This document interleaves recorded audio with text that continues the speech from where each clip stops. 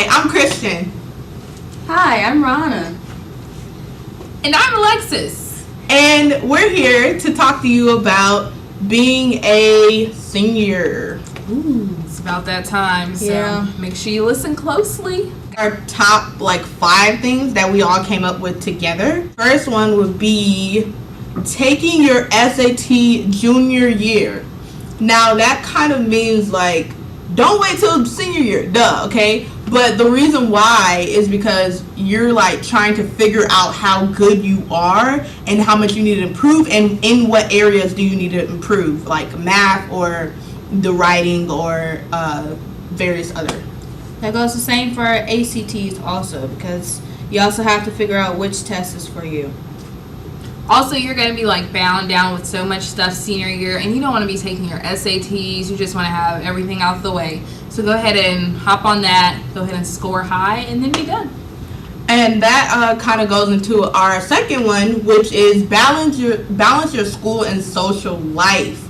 Because, oh my gosh, I've had this problem so much because, you want to go out, but then you have that thing due at 12, so it's stay home. Or do things early. There's nothing wrong with doing that. Make sure you have that calendar, to make sure you know what's coming up, you know what to do and when to do it and all that. And if calendars and stuff don't really work for you, then it's best to just find your own system. Because I know for me, I'm not really the write it down an agenda type of person, but I still have my own system. Technology works. You have a calendar on your phone. It's always good to put those reminders in because you're on your phone anytime. Why not just use it to improve your life? And on that, deadlines are really important, especially in high school and as you prepare for college, because you'll be bound with so much stuff, not only senior year, but when you go off further to college, and you're just going to need to have some balance somewhere or things aren't going to get done. So make sure you take care of your business. Same thing goes for those that work while they're in school. Make sure you stay balanced and don't overwork yourself because the money is not that important now. Remember, the more money you make later is what's important. School now, money later. It ain't all about the money. Mm-hmm. And also, if you fall behind, make sure you go to your teacher as soon as possible, because you say, you need to help me, they're not going to be willing to help you. But if you actually take the time to go after school and actually talk to them about it, then they'll see that you're taking the initiative and they'll be more willing to help you. So our third one is ask questions. I don't really have to go in on that, but do you guys have anything to say about that? It's best that anytime you have even a little misunderstanding or you don't understand something in class, to just knock it out right there, because later on when you get into that homework and you don't know the answer and you can't find it on the internet or something, you could have asked your teacher, So it's always good to ask your teacher because you need that primary source instead of just waiting later and later and later and later. Yeah. Take advantage of tutorials, or I don't know what they're called in different schools, but maybe the teacher work hours, or just pull the teacher to the side if you feel a bit shy for asking the question in front of the class. Just say, hey, I kind of don't understand this. That'll take you a long way, and it'll show, as Christian said, that you are taking initiative and you really want to get the concept. Also, don't let your personal feelings for a teacher get in the way of your progress in that class. Please. And if you're one of those people that do let that happen, then make sure you go to another teacher in the same field as that teacher to ask questions, because no matter what, the grade is still due, no matter what excuses you give. Yeah, and I think that especially with math, I can give you an example with math. There's some things that you learn in the beginning of the school year that they just randomly bring up at the end of the school year, and you're like, what the heck? I didn't understand this then, so how am I going to understand this now? So you just need to kind of know everything, and if you don't know it, at least do the work. If they give you homework or something, at least you can kind of remember it if it comes up again. And it's always best that if you have a long break, to make sure at least a week before you go back to school you refresh yourself, because the teachers are going to pick up back where they left off no matter whether you remember it or not. So it's best to just be ahead than behind.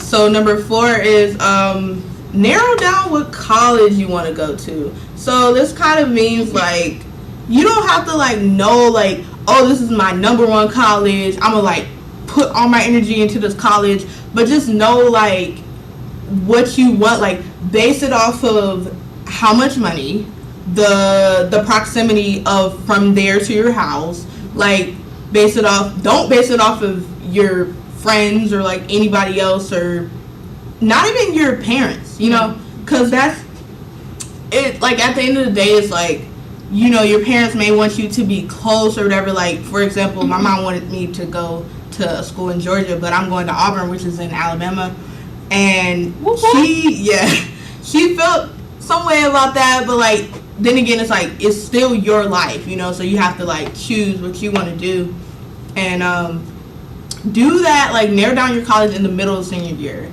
and also like apply to scholarships early too. Figure out which ones you want to do. Most of them, like the big ones with the big dollars, even the small ones, they're due pretty early. So just like know in your mind, hey, I'm gonna do Coca-Cola, hey, I'm gonna do this one, that one. That way you'll have deadlines, because like we said, senior year is gonna be packed already, just to make sure like I'm getting out of here. So you don't want to be like, oh wait, when is this due? When is this due? Just like go ahead and set your game plan. My assistant principal says, take care of business, don't let business take care of you.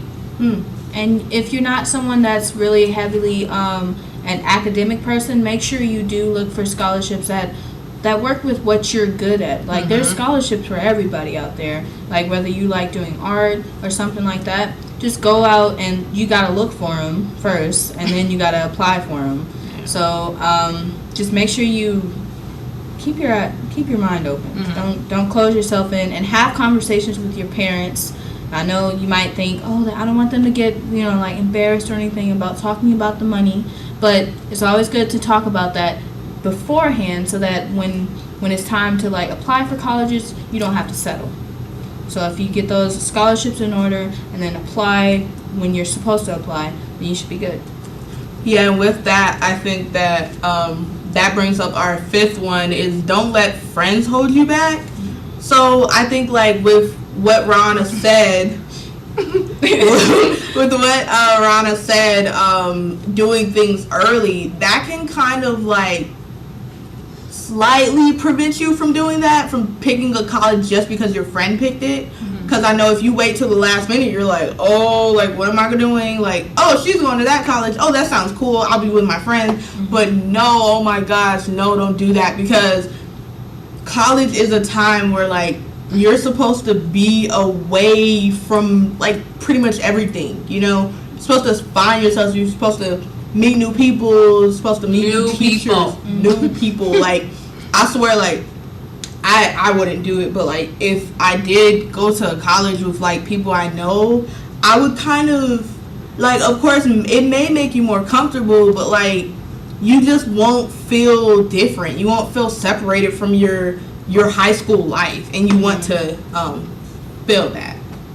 So like we're not saying, you know, just drop your high school friends, because you never know, some may be lifelong friends. All we're saying is that you shouldn't like cling hold to them and say, oh, if they're doing this is what I'm gonna do. I say you take your own path, and if your paths so happen to cross, then great, but just don't like base your decisions off, oh yeah, best friend's going here, oh my boyfriend's going here, you know. May not be your boyfriend or best friend after college. Also, make sure you don't follow people, because that's not always the best idea, and people might take that the wrong way. And if you're just so inseparable from your friend that you both have to go to the same college, make sure you both do your research so that you both find the same, like if you're going to the same school, both find the same school that fits for both of you all. So that way you can meet other people and you can feel comfortable in that atmosphere without feeling like you're tied down to your high school life. Do your research. So it's almost at 10 minutes. So any last words, guys? Just enjoy senior year, but don't. It goes by so fast. It so does. Oh don't my let the time. 2015. But don't let the time pass you by to where you're not getting what you need to get done, because some teachers aren't gonna be as sympathetic as others when it comes to that final hour. So just stay on task and be cool. Yeah, and don't rush it, guys. Like, high school is so much different from college, but not in a bad way. Yeah. Like, you just enjoy where you are at in your life and plan for the future. Alexis, you have anything? Best of luck on your senior year. We hope all the best, and maybe we can set something up where you can ask questions if you have any. Yeah, we're always here. Yeah. Right here. Okay, bye, guys. Always here.